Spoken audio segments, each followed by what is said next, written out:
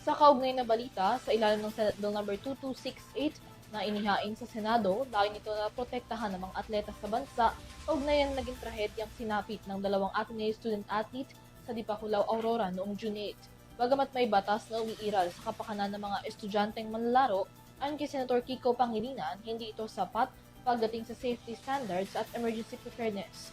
Tunghayan ang kabuuan ng balita sa report na ito.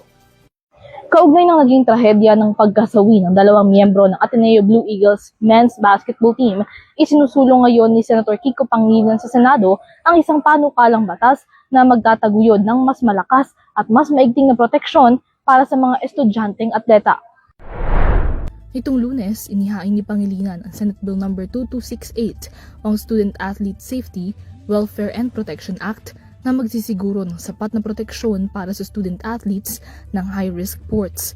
Ayon kay Pangilinan, kung tutuusin, ang kasalukuyang batas para sa mga student athletes ay kulang ang probisyon pagdating sa safety standards, emergency preparedness requirement, protocol sa pagre-report ng serious incidents at injuries, at ng proteksyon para sa mga student athletes na irereklamo ang similar na unsafe conditions.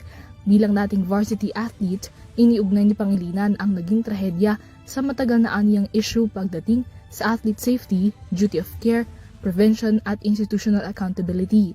Layo ng panukalang batas na magtatag ng Bill of Rights para sa mga student athletes na magbibigay garantiya para sa kanilang right to safety, health, dignity at education.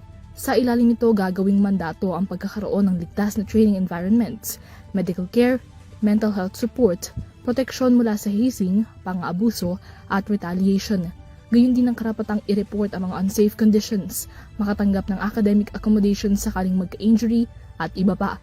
Paalala ni Pangilinan, higit sa medalya, dapat muna aniyang siguruhin ang kaligtasan at kapakanan ng mga estudyanteng atleta.